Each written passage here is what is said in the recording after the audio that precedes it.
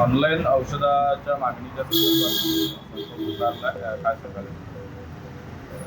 Online औषधामुळे आमची 12.5 लाख देशातील chemist बंद होण्याच्या मार्गावर आहेत. कारण डिस्काउंट दिला जातो तो अनैसर्गिकरित्या दिला जातो. आम्हाला जर का 10 ते 20% मार्जिन आहे तर हे 30 ते 40% मार्जिन देतात कुठून?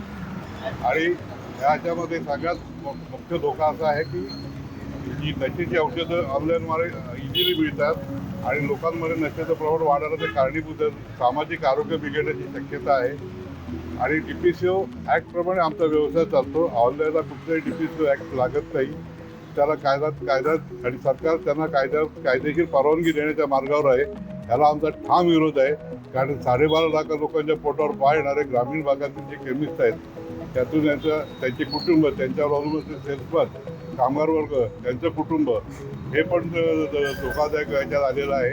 तरी सरकार आमच्या मागण्या वेळ पण देत नाही. मागण्या आम्ही ज्या त्यांचा पाठपुरावा करतो, पंतप्रधान मोदी असो, केंद्र शासन मिनिस्टर असो, कोणी आम्हाला अजूनपर्यंत वेळ दिली नाही या विषयात आमचं म्हणणं ऐकायला. त्यामुळे आम्ही लक्षवेधी करता 1 दिवसाचा बंद केला आहे. त्यामुळे सरकारने आमच्या मागण्या आणि आमचं लक्ष दिलं नाही तर आम्ही बेमुदत बंद करण्याच्या तयारीत आहोत.